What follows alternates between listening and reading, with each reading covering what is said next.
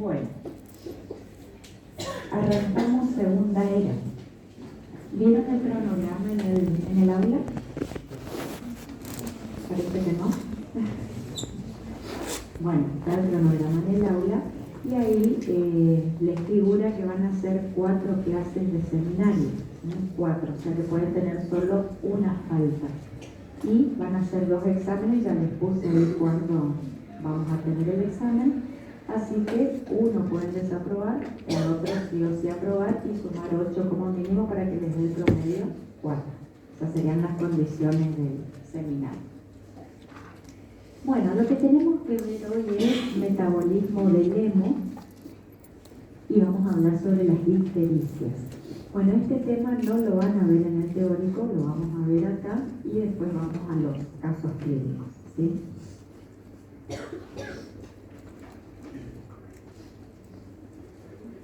Bueno, acá tenemos la estructura de la porfirina, la cual va a surgir por condensación de 4 anillos de pirrol. Aquel es el pirrol, que como vemos es un anillo que contiene al nitrógeno dentro del anillo.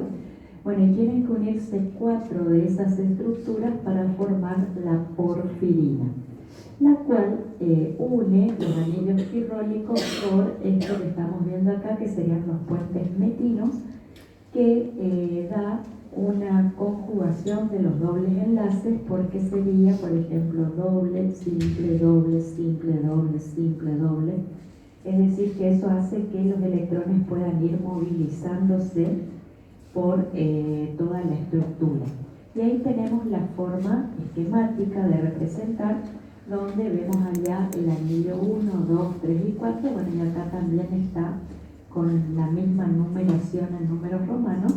Y los otros números, 1, 2, 3, 4, 5, 6, 7, 8, serían las cadenas laterales, los carbonos a los cuales se van a unir las cadenas laterales, que van a ir diferenciando los diferentes compuestos porfirínicos.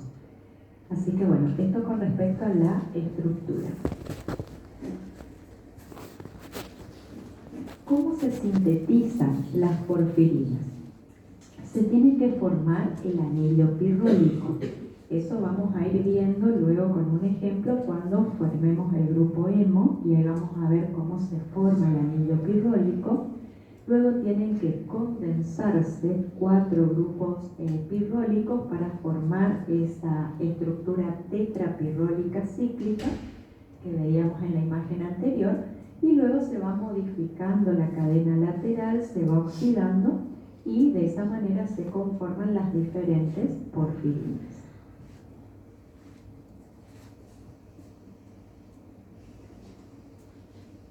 Bueno, acá tenemos de la manera esquemática varias porfirinas, como la uroporfirina 1, que se va a convertir en uroporfirina 3, la coproporfirina 1 en coproporfirina 3, la protoporfirina 3 o 9 también se le dice, que es la que va a formar parte del hemo, y acá está simbólicamente con la A, la P, la M, la E corta, donde A sería acetato, que recuerden que tiene 2 carbonos, la P es propionato, que tiene 3 carbonos, estas serían las cadenas laterales, M es el metilo, que tiene un solo carbono, y B sería de vinilo, que tiene 2 carbonos pero con doble enlace.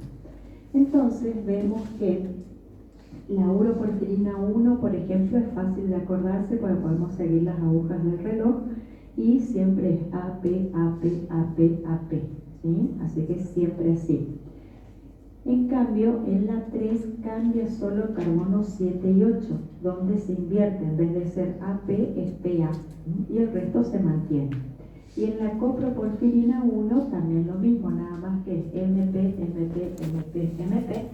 Y en la 3 también se invierte solo carbonos 7 y 8, cambiamos en vez de MP, PM, y el resto se mantiene.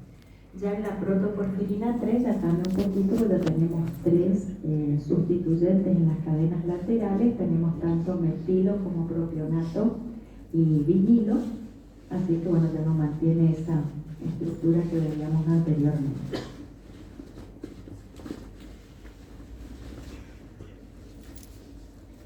Bueno, a estas porfirinas se le van a adicionar iones metálicos, van a formar complejos con los iones metálicos, como por ejemplo con el hierro. Y cuando la porfirina se une con el hierro, que este ion metálico siempre se ubica en el centro de estos anillos tetrapirrólicos, estableciendo uniones con el nitrógeno. Cuando se une el hierro, entonces va a formar el hemo de la hemoglobina.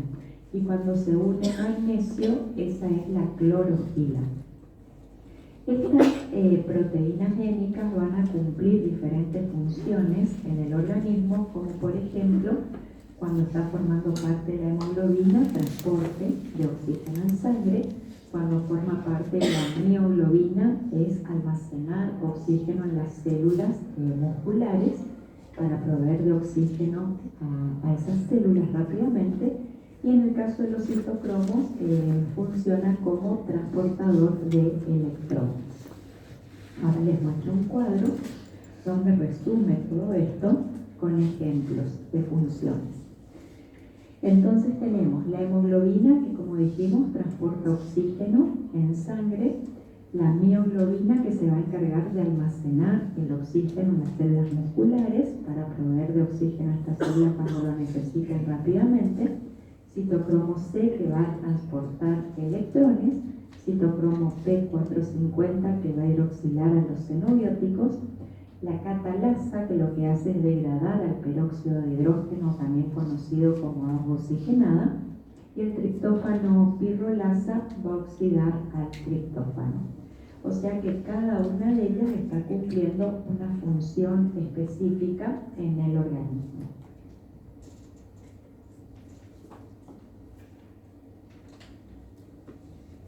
Bueno, ahora sí vamos al metabolismo del hemo, o sea, vamos a formar el hemo. Para poder sintetizar el hemo, esto va a ocurrir fundamentalmente en médula ósea, es decir, el 85% de esta síntesis va a ocurrir en médula ósea y el 15% restante en el hígado. En médula ósea, en las células precursoras eritropoyéticas, y en el hígado, en los hepatocitos. ¿En qué parte de estas células? En citoplasma y en mitocondria, es donde va a ocurrir esta síntesis. Entonces, se parte en estas células, en mitocondria, de la succinil-CoA con glicina, se van a condensar de manera tal que se va a perder, se va a liberar el azufre y la coenzima A de la succinil-CoA y un hidrógeno de la glicina, de manera tal que se va a unir este carbono con este carbono. Esto ocurre gracias a la ala-sintasa, que se ubica en mitocondria para ejercer su acción, en presencia de fosfato de piridoxal. Entonces acá estamos perdiendo CoAs y se van a unir esos carbonos. Por lo tanto, acá vemos la unión de los carbonos. Luego sigue actuando la ala-sintasa o ala-sintetasa, como le quieran decir, sobre ese producto intermediario que es el alfa-amino-beta-cetoadipato, y va a descarboxilar, o sea que se pierda este dióxido de carbono y este hidrógeno viene a unirse con el carbono. Entonces queda ahí unido el hidrógeno y se libera dióxido de carbono. Y ahí se forma entonces la molécula de ALA o ácido delta-aminolebulínico. Estas moléculas van a ir al citoplasma y en citoplasma se van a condensar dos de ellas y se va a perder agua. Entonces vemos acá cómo se pierde una molécula de agua y acá se pierde otra molécula de agua. Entonces este carbono se une con este y este carbono se une con el nitrógeno. Esto es por acción de la porfobilinógeno sintasa.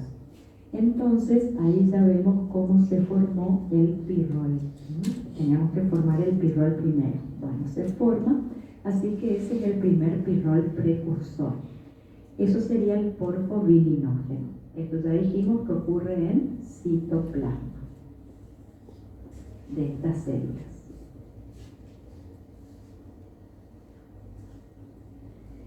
Bueno, ahí tenemos entonces la primera reacción que dijimos que ocurría en mitocondria, donde tenía que condensarse una molécula de succinil-CoA que proviene del ciclo de Krebs con una molécula de glicina.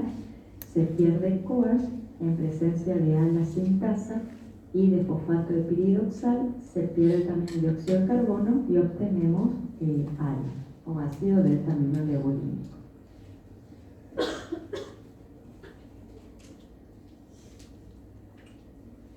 Luego, las moléculas de ALA iban a citoplasma y en citoplasma se condensaban para dar lugar, por acción de la porfobilinógeno sintasa, el porfobilinógeno, que era el primer pirrol que se obtenía en esta reacción.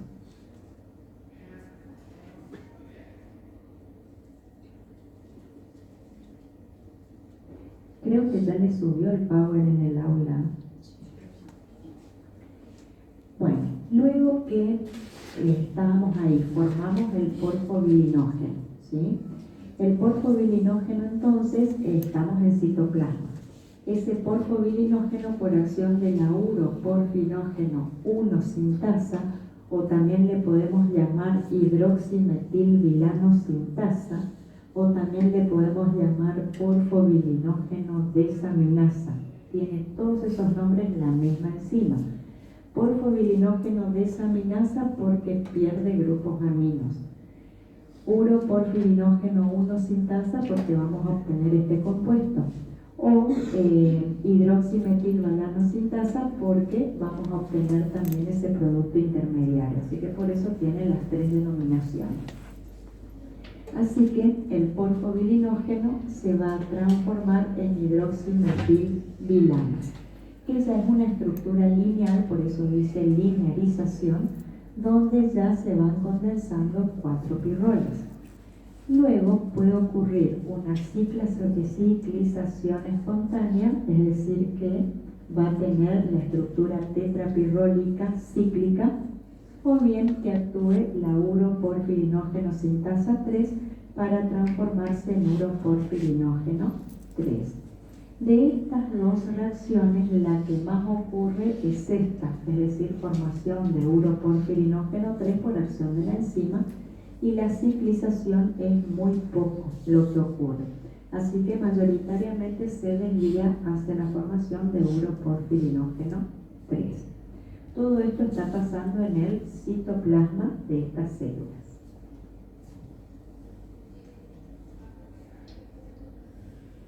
Bien, fíjense que en estas uroporfirinógenos la unión que se establece entre los anillos pirrólicos es mediante CH2, o sea, mediante metileno, cosa que no pasaba en la otra que habíamos visto, que era por puentes metinos, donde había dobles enlaces conjugados.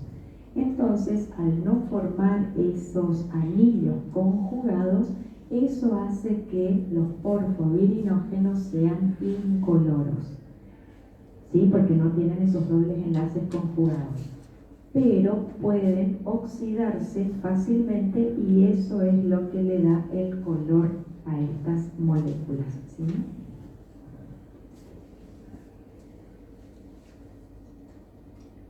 Bueno, habíamos llegado al uroporfirinógeno 3. Seguimos en citoplasma. Ese uroporfirinógeno 3, por acción de la uroporfirinógeno descarboxilasa, nos va a dar el coproporfirinógeno. Se pierden 4 moléculas de dióxido de carbono. Fíjense que el uroporfirinógeno tenía acetato y el acetato tenía 2 carbonos. Entonces se pierden 4 moléculas de dióxido de carbono de las cadenas laterales de los acetatos. Entonces eso hace que se transformen en metilos que tenían un solo carbono, pues ya le sacamos el del acetato. Entonces así es como se transforma en el coproporfirinógeno 3. Eso es lo que haría esa enzima. Bueno, esa es la forma esquemática y acá tenemos la estructura química del uroporfirinógeno y coproporfirinógeno. Bien, ahí estamos en citoplasma.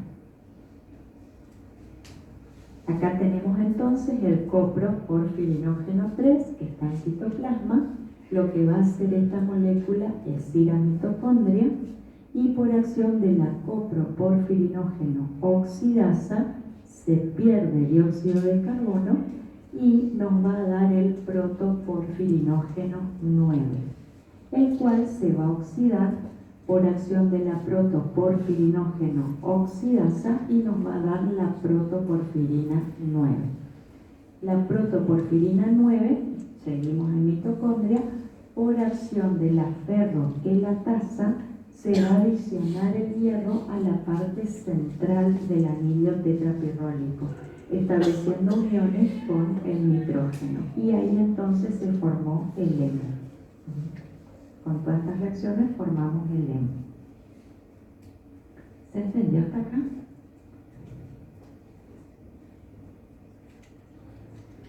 Bueno, ¿cómo regulamos las enzimas?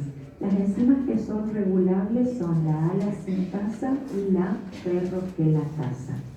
Vamos a la ala-sintasa primero. Bueno, entonces la ala-sintasa puede ser controlada por inducción-represión, es decir, cuando aumenta mucho el hemo, es capaz de unirse a una proteína que, como les dice ahí, es una aporrepresora, de manera tal que eso inhibe al gen que codifica para la enzima, ala-sintasa. Aumenta mucho el hemo, se une a esta proteína aporrepresora, inhibe el gen que codifica la enzima, entonces de esa manera disminuye la enzima ala-sintasa y no se forma más hemo. También lo que hace es controlar la transferencia de la proteína a la mitocondria, porque como es una proteína se tiene que formar en el ribosoma que está en citoplasma, y una vez que se forma, está en citoplasma y tiene que ir hasta mitocondria porque ahí es donde ejerce su acción. Entonces hace eso, justamente controla que no pase de citoplasma a mitocondria para que no pueda ejercer su acción y no se forme más hemo. También lo que hace es controlar la vida media del ARN mensajero de la enzima. Cuando aumenta mucho el hemo, disminuye la estabilidad y la vida media del ARN mensajero que codifica para la enzima ala-sintasa. Si recordamos, en el núcleo teníamos la información genética. Eso se copiaba en un ARN mensajero. Ese ARN mensajero sale del núcleo, va al citoplasma, va al ribosoma, y ahí es donde empieza a sintetizarse la enzima en este caso. Así que al controlar a ese ARN mensajero no se puede formar más enzima, por lo tanto no aumenta la síntesis del hemo. Y también tiene un control alostérico donde actúa como modulador negativo. Acá tenemos la enzima, la ala-sintasa, este sería el sitio alostérico, este sería el hemo. El hemo se une al sitio alostérico y hace que el sitio activo de la enzima se pierda, o sea que no se exprese, por lo tanto el sustrato no va a encontrar el sitio activo y eso hace que no se pueda unir y no se forme más hemo. Entonces de esa manera regula para disminuir los niveles de hemo porque ya estaba aumentado. ¿Se entendió hasta acá? Bueno, y la ferroquelatasa va a ser inhibida por el oxígeno, como así también por la presencia de metales pesados, porque contiene sulfidrilo en su estructura, o sea, azufre con hidrógeno, que es muy afín por los metales pesados como el plomo, por ejemplo. Entonces eso inhibe la enzima y disminuye la síntesis del hemo. Bueno, hasta ahí formamos el hemo. Lo que vamos a ver ahora es cómo lo catabolizamos, lo vamos a destruir para ver qué obtenemos de ese hemo.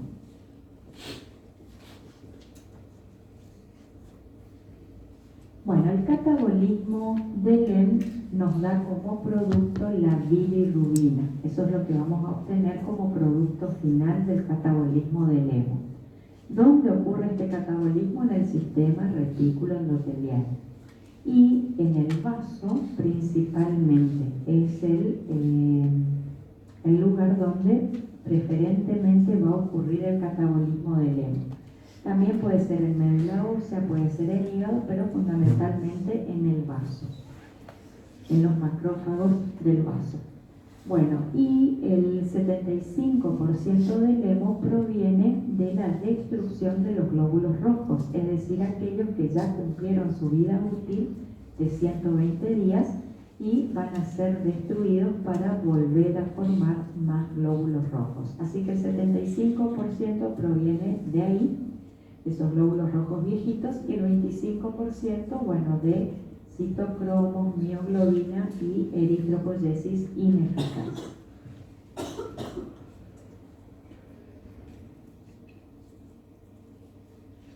Bien, nosotros sabemos que el corazón tiene la función de bombear la sangre y bueno, y eso hace que los glóbulos rojos, que tienen la función de transportar oxígeno, puedan circular constantemente por todo el torrente sanguíneo para llevar ese oxígeno a los tejidos. Hasta que cumplen los 120 días, ya están viejitos, ya no pueden seguir haciendo esta función, entonces van a ser llevados al vaso donde se degrada esa hemoglobina. Y vamos a obtener, por un lado, la globina, que sería la parte proteica de la hemoglobina, y el grupo hemo. La globina se va a hidrolizar y vamos a obtener los aminoácidos. Y esos aminoácidos se van a reutilizar. El hemo, por otra parte, por acción enzimática de la hemoxigenasa, se desprende el hierro, le saca el hierro, y ese hierro se puede almacenar para ser utilizado cuando se necesite, o mayoritariamente se usaba para reciclar porque se utilizaba para la eritropoyesis, es decir, formación de nuevos glóbulos rojos. La mayoría venía de ahí. Y también se puede perder con la menstruación o con alguna lesión. Por eso es que las mujeres necesitan más hierro que los varones, por esta pérdida que se realiza en la menstruación. Y por otro lado, ya le sacó el hierro y lo que quedó es la protoporfirina. Esa protoporfirina sigue actuando la hemoxigenasa y nos va a dar la biliverdina. Por una serie de reacciones enzimáticas nos va a dar la bilirrubina va a formar parte de la bilis y de esa manera va a ir al intestino. Y en el intestino le va a dar, por unas reacciones que ya vamos a ver, color a la materia fecal. ¿Sí?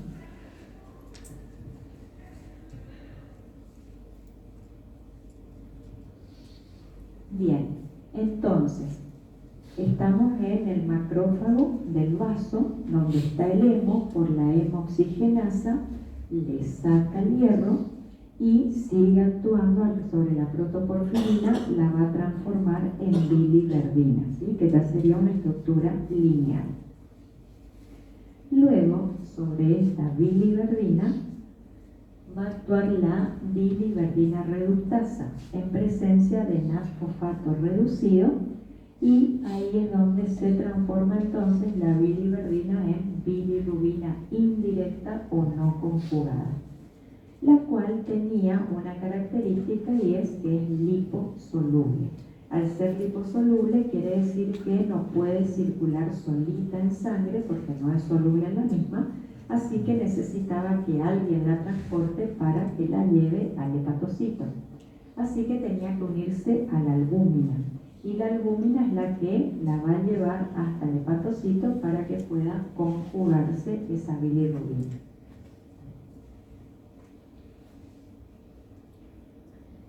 Entonces, la bilirrubina indirecta se va a unir a la albúmina, así es como va a circular en sangre, va a llegar hasta el hepatocito, y cuando llega al hepatocito puede entrar por transportadores de bilirrubina, transportadores de aniones orgánicos, o puede atravesar directamente la vía capa lipídica porque es liposoluble. O sea, la albúmina le deja ya la indirecta y ella se va después, y bueno, la indirecta entra. Una vez que entró la bilirrubina indirecta, se va a unir a ligandinas de Y y Z, de manera tal que eso favorece que la bilirrubina no salga del hepatocito, va a quedar ahí adentro. Y eso permite que sufre acción enzimática, es decir, va a actuar la UDP glucuroniltransferasa y le va a adicionar entonces las moléculas de ácido glucurónico. Acá vemos una de ácido glucurónico y acá hay otra molécula de ácido glucurónico. O sea que se adicionaron dos, o sea que se conjugó. Ahí, por eso se dice bilirrubina conjugada. ¿Con qué se conjugó? Con ácido glucurónico. Y entonces se va a llamar bilirrubina diglucuronida porque tiene dos moléculas de ácido glucurónico, o puede ser que se adicione solo una molécula. Entonces va a ser bilirrubina monoglucurónica si se adiciona una. Pero siempre se adicionan más dos moléculas que una sola. Siempre se van a formar los dos, diglucurónido y monoglucurónido, pero más el di que el mono. Ya sea que se adicione una molécula de ácido glucurónico o dos, igualmente se dice que es bilirrubina conjugada o directa. Una vez que se formó la directa, como se adicionó el ácido glucurónico, eso es lo que le da la solubilidad. Por lo tanto, la bilirrubina directa o conjugada es hidrosoluble. Así que esta no necesita que nadie la transporte porque ella puede ir solita debido a que ya es soluble en agua.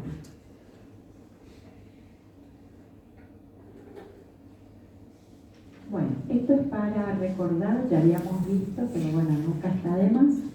La bilirrubina entonces se unía con la albúmina, de esa manera la transportaba en sangre hacia el hepatocito, la albúmina le deja a la bilirrubina, esta va a entrar por sus transportadores al hepatocito, se une a las ligandinas, ahí no puede salir, y va al retículo endoplásmico, donde por acción enzimática va a formar la bilirrubina directa. Esta va a ir al aparato de Golgi, se van a formar las vesículas secretoras y nuevamente por el canal de transportador de aniones orgánicos va a ir al conducto biliar para formar parte de la bilis.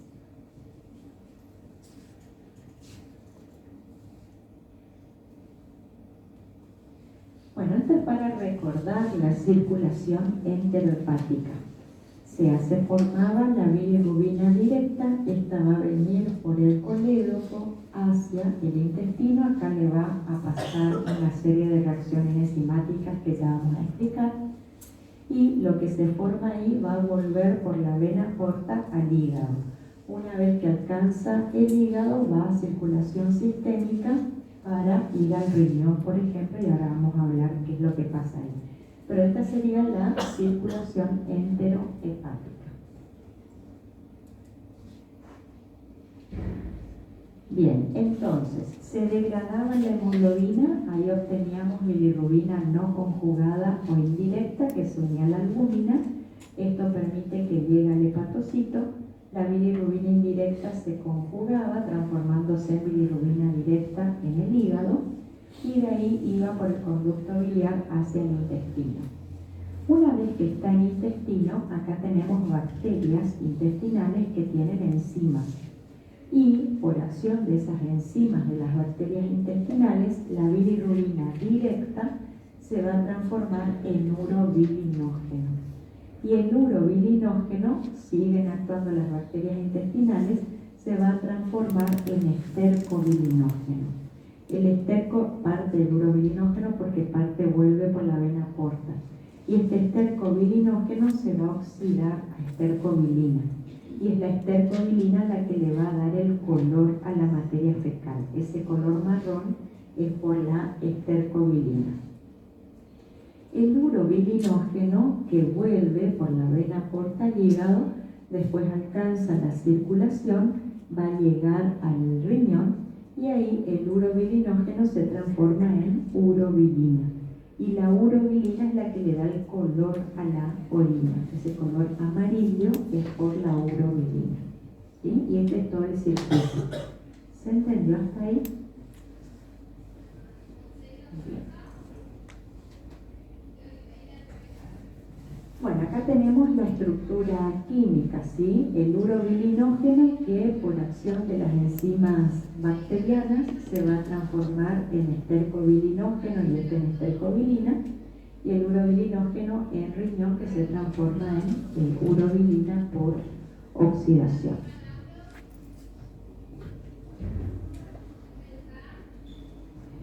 Bien, entonces, cuando aumenta la bilirrubina total, ¿sí? Siempre tomamos la total, en sangre vamos a decir que hay una hiperbilirrubinemia. Ustedes ya saben que el valor normal de la total es hasta 1 miligramo decilitro. Así que si está por encima de esto, vamos a decir que tiene una hiperbilirrubinemia. ¿Qué causas nos pueden llevar a un aumento de bilirrubina en sangre? Puede ser por aumento en la producción, o sea que hay hemólisis, destrucción de los glóbulos rojos, y eso hace que se forme más bilirrubina indirecta, que se va a transformar en directa, donde va a seguir toda la vía. Va a haber, puede ser por una falla en la excreción o sea, algún problema que haya en el hígado, que hace que no se puedan excretar cantidades normales de bilirrubina, pero hay que saber también que por más que esté dañado, el hígado va a conjugar a la bilirrubina indirecta, o sea que se va a formar bilirrubina directa. Pero como hay un daño en el hígado, eso hace que aumente la permeabilidad de la membrana del hígado, por lo tanto la bilirrubina directa que se forme va a pasar a sangre. Y eso hace que no siga su trayecto normal hacia el intestino formando urobilinógeno y estercobilinógeno.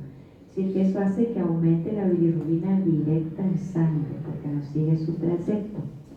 Salvo que el hígado esté con una insuficiencia hepática, que es lo peor que le puede pasar al hígado. Entonces ahí es donde ya empieza a perder sus funciones. Pero en todos los estadios anteriores a esto, o sea, afecciones hepáticas anteriores a la insuficiencia, conjugan la bilirrubina y forman bilirrubina directa. También puede ser que haya una obstrucción en los conductos, donde el problema no va a estar en el hígado, sino que está obstruida la vía por donde tiene que pasar esa bilirrubina directa para llegar hasta el intestino. Está obstruido, no puede llegar, entonces empieza a afectar al hígado, porque es como un retroceso, entonces eso aumenta la permeabilidad de la membrana hepática y la bilirrubina empieza a aparecer en sangre, porque no puede seguir su trayecto normal. Entonces va a aumentar la bilirrubina directa en sangre por obstrucción de los conductos. Bien, la ictericia es un signo que lo podemos ver en el paciente, o sea, vamos a ver la coloración de su piel, de las mucosas que está amarilla, y eso se debe a que aumenta la bilirrubina en sangre. Se considera que para que aparezca este signo tiene que estar la bilirrubina en sangre en el adulto por encima de 2 miligramos decilitro y en los bebés por encima de 7 miligramos decilitro. Entonces ahí es donde vamos a hablar de ictericia. Todos los valores por debajo de este, desde 1 hasta 2 en el adulto, 1 hasta 7 en los bebés, sería hiperbilirrubinemia. O sea, por encima de esto, ahí es donde hablamos de ictericia. ¿Sí? Se tomaron esos valores de corte. Entonces, sabiendo ya que tiene ictericia el paciente, ¿cómo se clasifican las ictericias? Bueno, y acá lo que se tiene en cuenta normalmente es el hígado y se lo toma como referencia. Entonces, ¿qué afecciones están antes del hígado? Entonces sería una ictericia prehepática o hemolítica, porque son todas de causas hemolíticas. Puede ser que el problema esté en el hígado, propiamente dicho, entonces una ictericia hepática o hepatocelular. O puede ser que el problema no esté en el hígado, sino posterior al hígado, ¿sí? Como las obstrucciones en los conductos. Entonces sería una ictericia posthepática. O también se le dice obstructiva o colestáticas. Ahora vamos a ir viendo una por una. Bueno, comenzamos con la ictericia prehepática, es decir, que el daño está antes del hígado. El hígado conserva su función normal. Bueno, ¿cuáles son las causas? Puede ser una hemólisis por reacción transfusional. O sea, le pasamos mal el grupo o el factor sanguíneo al paciente. Como el paciente, que sería el receptor, va a tener los anticuerpos y la sangre que le estamos dando, esos glóbulos rojos van a tener el antígeno, reacciona contra ese antígeno, lo reconoce como sangre y destruye esos glóbulos rojos que le estuvimos pasando. Entonces va a haber una hemólisis, va a haber mucho aumento de hemoglobina y por lo tanto mucho hemo y mucha formación de bilirrubina indirecta. Puede ser un desorden hereditario de los glóbulos rojos, algún problema con la membrana o con alguna enzima que lleva a la destrucción de los glóbulos rojos, o puede ser un desorden hemolítico adquirido, como por ejemplo el paludismo. El paludismo es provocado por un parásito, que es el falciparum, que tiene mucha afinidad, tiene tropismo por los glóbulos rojos. Entonces ataca los glóbulos rojos y los destruye. Por lo tanto, aumenta la hemoglobina, aumenta la formación de bilirrubina. O bien la enfermedad hemolítica del recién nacido, o anemia hemolítica recién nacido, o eritroblastosis fetal. Bueno, ¿y acá qué va a pasar? La mamá es RH negativa y el bebé es RH positivo. Generalmente el contacto de la sangre de la mamá con el bebé para que la mamá se sensibilice, así se dice, o sea, genere los anticuerpos, se da generalmente en el momento del parto. Entonces con el primer bebé no va a pasar nada porque ahí es donde recién se va a sensibilizar, es decir, que va a formar inmunoglobulinas que son de tipo IgG contra el RH positivo del bebé. Ahí queda sensibilizada. Si se vuelve a embarazar un segundo bebé RH positivo, ahí es donde esas IgG pueden atravesar la placenta y van a atacar a los glóbulos rojos del segundo bebé. Y en él es donde se va a producir la enfermedad hemolítica del recién nacido. Y esto se puede evitar porque si se sabe que la madre es RH negativa y el bebé es positivo, entonces hay que darle una vacuna a la mamá dentro de las 72 horas de haber tenido el bebé.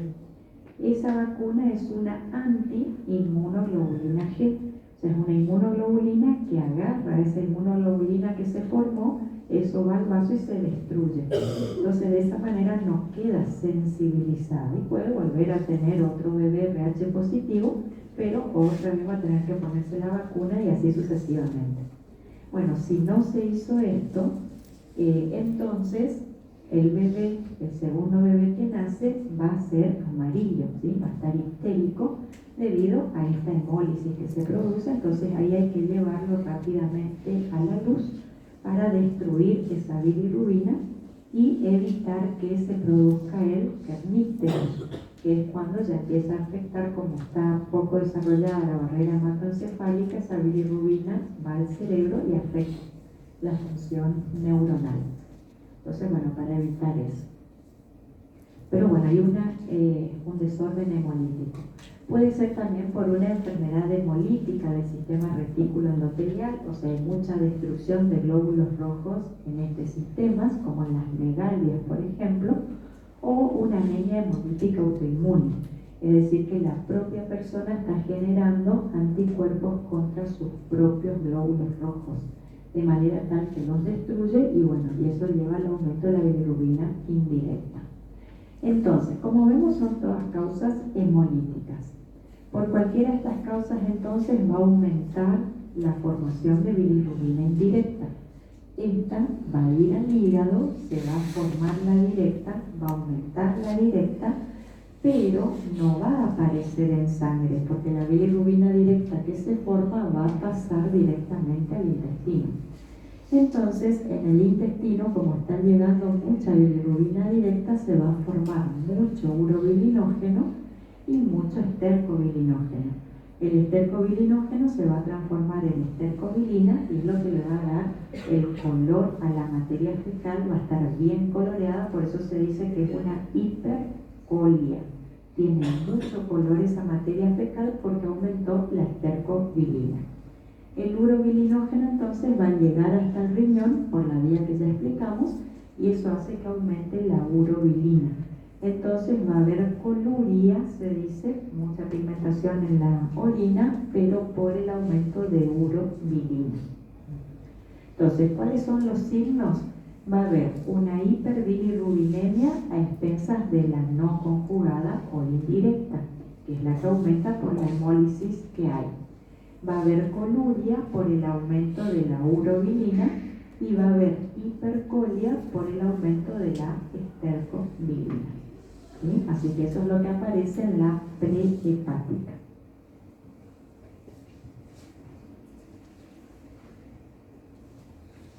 Ahora vamos a la hepática. Acá puede ser que ocurra por disminución de la captación de bilirrubina por el hígado, que sería algún desorden genético, que eso es poco frecuente que ocurra. Puede ser por una disminución en la conjugación de la bilirrubina porque le falta la enzima que conjuga, que es la glucuronitranferasa, que también es poco frecuente. Lo más frecuente es que haya un daño en el hígado, como una hepatitis, por ejemplo, que es una enfermedad muy habitual en la población. Cirrosis también es muy frecuente, o tumores hepáticos, ¿sí? Cáncer hepático. Entonces, estas suelen ser las causas más frecuentes en la población, un daño hepatocelular. Entonces, ¿qué va a pasar acá? Va a aumentar la bilirrubina indirecta. Esta va a llegar al hígado, pero este hígado no está funcionando correctamente. Igual va a conjugar la bilirrubina indirecta, pero no lo va a poder hacer totalmente, por eso es que aumenta también la indirecta. Pero como está dañado, aumenta la permeabilidad de su membrana, entonces la bilirrubina directa que se forma va a sangre y muy poco va a ir al intestino. Así que va a disminuir la síntesis de urobilinógeno y va a disminuir la síntesis de estercobilinógeno. Esto hace que disminuya la estercobilina porque llegó poca bilirrubina directa al intestino. Así que la materia fecal se dice que tiene hipocolia, le falta color porque hay poca estercobilina. Y el urobilinógeno que se formó, bueno, va a llegar al riñón y eso hace que haya poca urobilina. Pero ¿qué pasó? Como la bilirrubina directa apareció en sangre y es hidrosoluble, entonces esa bilirrubina directa va a llegar al riñón y va a aparecer en la orina. Entonces la orina va a tener color, va a ser colúrica, pero no por la urobilina, sino por la bilirrubina directa que se encuentra en la orina. Y eso es lo que le va a dar el color a la orina. Entonces, dentro de los signos va a tener una hiperbilirrubinemia a expensas de la bilirrubina conjugada, salvo que tenga la insuficiencia hepática que habíamos dicho, entonces ahí es donde empieza a aparecer la no conjugada en sangre. Va a tener coluria, pero no por el aumento de urobilina, sino por el aumento de la bilirrubina en la orina, y va a tener hipocolia porque no se formó mucho estercobilinógeno debido a que llegó poca bilirrubina directa al intestino. ¿Sí? ¿Se entendió?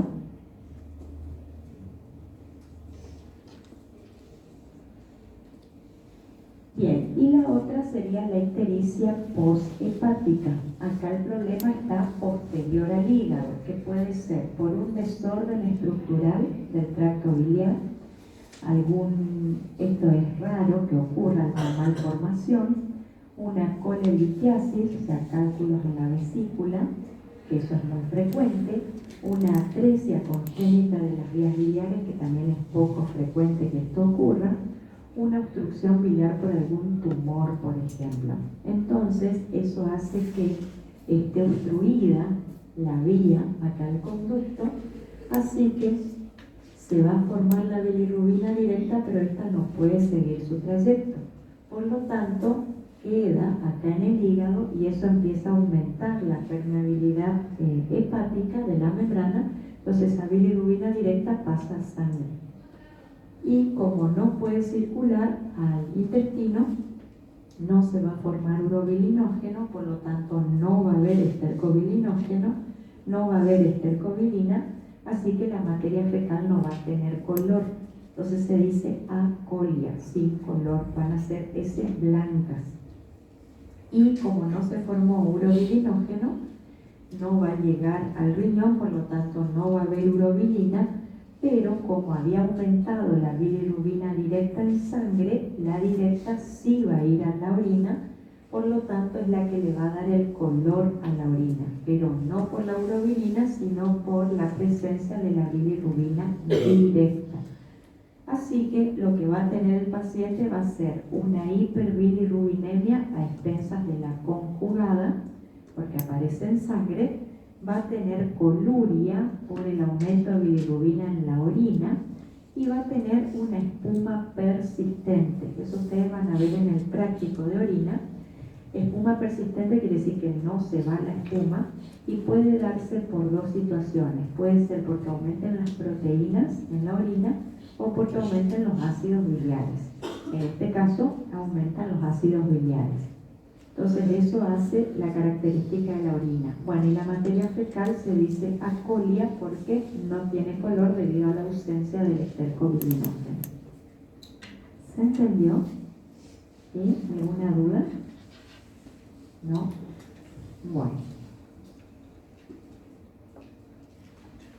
Entonces, vamos a la actividad. Ahí les dejo el primer casito, se fijan y después hablamos. Mujer de 45 años que consulta urgencia por presentar severa aritmia en las últimas 24 horas, palidez de piel, mucosas, palpitaciones, disnea de esfuerzo. Como antecedentes ha presentado 4 abortos espontáneos. Al examen físico presenta tensión arterial 90-55, frecuencia cardíaca 125, temperatura 35,9, frecuencia respiratoria 28, saturación de oxígeno 90, colonoscopio 2 de 0,21, vigil lúcida. Además se observa ictericia, esplenomegalia, sin edemas periféricos. Y bueno, el resto del examen sin particularidades. ¿Qué dirían del hematocrito, la hemoglobina y el recuento de rojos? Están bajos, entonces ¿qué podemos decir? Que tiene que anemia. ¿Qué dirían del BCM? Está normal. El HCM está disminuido, un poquito bajo. CHCM normal. Leucocitos normal. Fórmula normal. Plaquetas normal. ¿Por qué dudan tanto? ¿Se olvidaron los valores de referencia? Reticulocitos 8%, ¿cómo están? Aumentados. Entonces, si tiene una anemia con reticulocitos altos, ¿qué tipo de anemia era? Regenerativa. Bien, ¿y cuáles eran las causas de anemia regenerativa? Muy bien, hemorragia o hemólisis. ¿Cómo está la eritrosedimentación? Alta, acelerada se dice en realidad, y el LDH alto. Entonces, anemia regenerativa con LDH alta, ¿qué anemia es? Hemolítica. Bien. Les pide que interpreten los valores de bilirrubina total, directa e indirecta. ¿Cómo está la total? Alta. ¿La directa? Normal. ¿Y sacaron la indirecta? ¿Cuánto? 3,3. Bien, o sea, alta. O sea que el aumento de bilirrubina es a expensas de la indirecta, se dice, porque es la que está más aumentada. La hemoglobina libre está aumentado, y la prueba de CUMS directa, esa todavía no vieron, vamos a ver más adelante, pero les cuento que cuando se hace la CUMS directa, lo que busca son glóbulos rojos sensibilizados, o sea, glóbulos rojos que tienen unida la hemoglobina, y dio positivo, o sea que tienen sus glóbulos rojos sensibilizados. Por lo tanto, está generando anticuerpos contra sus propios glóbulos rojos. Entonces, ¿qué tipo de anemia hemolítica es? Autoinmune. Entonces, ahí ya le diagnosticamos. Es una anemia hemolítica autoinmune. Bien, Dice, ¿cuál es el mecanismo fisiopatológico que explica la ictericia del paciente? Entonces, sabiendo que tiene anemia hemolítica autoinmune, ¿qué dirían ahí? Va a ser prehepática, muy bien. ¿Y en la prehepática qué aumentaba? ¿La directa o la indirecta? La indirecta. ¿Y qué pasaba después? ¿Qué pasaba con esa bilirrubina indirecta? ¿A dónde iba? A conjugarse al hígado y va al intestino y ahí se formaba ¿qué cosa? ¿Va a estar alto, bajo o normal el estercobilinógeno? Alto, bien. ¿Y el urobilinógeno? También, bien. Entonces, ¿cómo va a estar la coloración de la materia fecal? Hipercolia por aumento de estercobilina. ¿Y cómo va a estar la orina? Con coluria por aumento de la urobilina. ¿Sí? Bien, y ahí cerró. ¿Se entendió? Bien, ahora vamos al otro. Ahí está el segundo. Fíjense, después hablamos. Dice, varón de 62 años que acude a la guardia por presentar dolor en el epigastrio e hipocondrio derecho de aparición repentina, refiere coluria, hipocolia en las últimas 24 horas. Es obeso, hipertenso, es tabaquista, diabético tipo 2, niega ingesta alcohólica, alergias o consumo de otras drogas. Está tomando atenolol, metformina, atorvastatina, omeprazol, todo por su enfermedad de base. El examen físico, tensión arterial 160, frecuencia cardíaca 105, frecuencia respiratoria 20, temperatura 37,6, saturación de oxígeno 97%, vigil lúcido, presenta dolor a la palpación superficial y profunda en hipocondrio derecho, con punto cístico positivo, ictericia de piel y mucosas, escleróticas, deposiciones pálidas y orina color caoba. Se realiza una ecografía hepato-biliopancreática donde se observa litiasis colidoxiana con obstrucción total de dicho conducto. Bueno, les preguntan la bilirrubina total y directa y si pueden sacar la indirecta. ¿Qué dirían de la total? Está alta, la directa. Está alta, ¿sacaron la indirecta? ¿Cuántos? 1,2. Bien, también alto. Bueno, después dice cuál es el mecanismo fisiopatológico que explica la ictericia del paciente. ¿Qué tipo de ictericia sería? Poshepática, sí, que está confirmado por la ecografía, ¿sí? Que nos dice una litiasis colidoxiana con obstrucción total, así que es poshepática. Bien, y bueno, ahí hay que explicar todo el mecanismo de la poshepática, como ya dijimos, y cómo estaría la coloración de la materia fecal en la poshepática. Es acolia. Ahí dice hipocolia, pero probablemente porque es corto el tiempo, recién pasaron 24 horas. ¿Sí? Si sea un poco más de tiempo, capaz aparece la acolia. ¿Y la orina? Bien, con coluria, ¿sí? Por el aumento de bilirrubina directa. Bien. ¿Cómo se realiza el diagnóstico diferencial entre ictericia hepática y poshepática en base a los resultados de laboratorio obtenidos?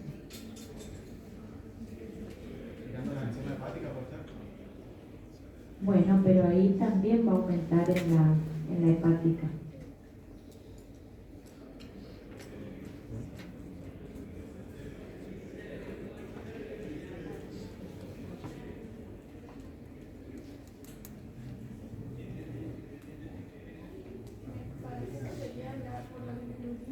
Porque el hígado está sintetizando la bilirrubina indirecta y bilirrubina directa. Sí, pero acuérdense que en la hepática también aumentaba la bilirrubina directa porque aumentaba la permeabilidad y aparecía en sangre.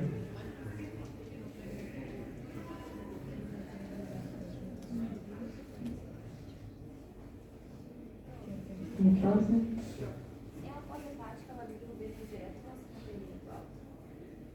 Bueno, puede ser, sí, que la indirecta no aumente tanto. ¿Eso es lo que quieres decir? Não, é porque eu teria colocado que era hepática, porque a bilirrubina estava aumentada. Eu teria isso. Ajá. Claro, pero en la poshepática también aumenta, ¿sí? Tanto en la bilirrubina, en la ictericia hepática como poshepática aumenta la bilirrubina directa, ¿sí? ¿Se acuerdan que dijimos eso?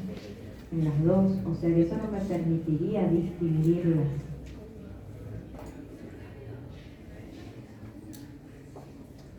Y entonces,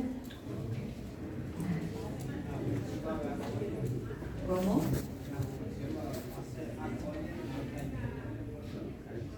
Sí, eso sí, pero dijimos que acá aparecía hipocoria porque todavía no se daba el tiempo. Pero pregunta en base a los resultados de laboratorio obtenidos, o sea, en base a eso. ¿Y la amilasa qué indicaba? Claro, pancreática. Va a estar aumentada porque dice una obstrucción hepatobiliopancreática. Sí, que eso sí sería un cuadro post-hepático porque no está en el hígado, así que eso podría ser. ¿Ah? Ahí sí, ahí les gustó. Bien, ese podría ser. ¿Algo más?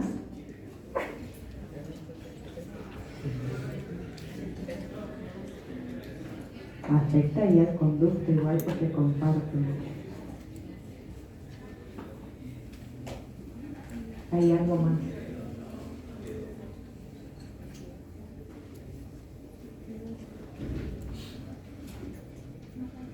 Bueno, les voy a decir algo que nadie me dice. La gamma GT, ¿sí? Vieron que está muy aumentada. Ese también, ¿sí? Puede ser indicativo de que sea un problema en el colédoco, ¿sí? En las vías. Puede aumentar en el hepático, pero no tanto, ¿sí? Como está ahí. Bien, terminamos.